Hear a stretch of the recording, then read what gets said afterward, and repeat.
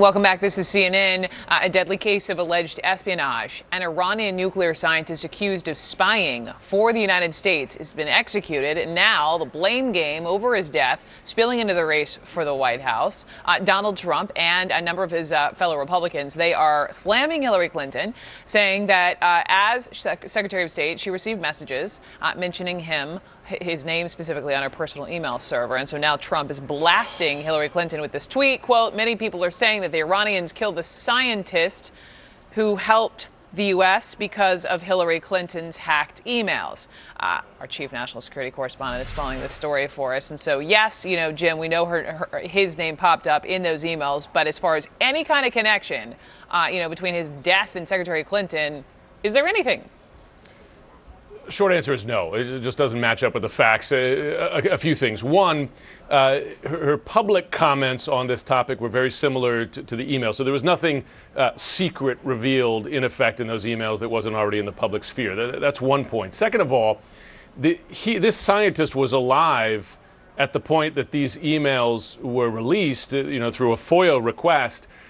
They were not, that name was not redacted. It went through a process which includes the intelligence agencies and the State Department to go through and take out any sensitive information, and that reference was not taken out. So presumably, if there was a sensitivity, they would have done it, or if they made a mistake in that judgment, that went to the interagency. It was not Hillary Clinton's judgment.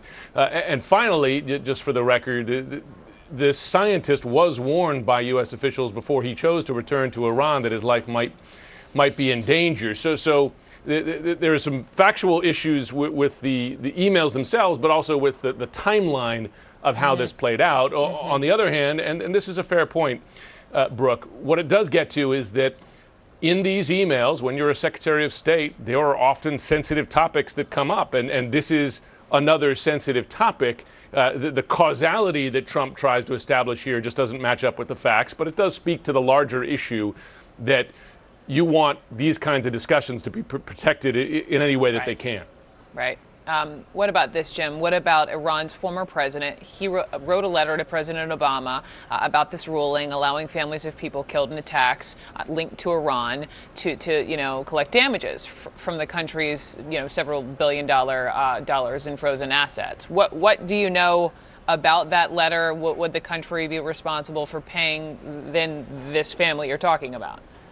Well, this is an issue, one, that it's really not going to go anywhere because Ahmadinejad's not the most likely voice to establish a connection, a channel between the U.S. and Iran. I mean, there are others. I mean, the level of discussion and communication now, just 2-3 years ago, we wouldn't even imagine it, right? It's that one phone call you had in New York a couple years ago between the two presidents, and now they're speaking regularly, but not via Ahmadinejad. In fact, you can get a bit of a sense of that because the White House response was really no response on this letter. They referred it to the State Department.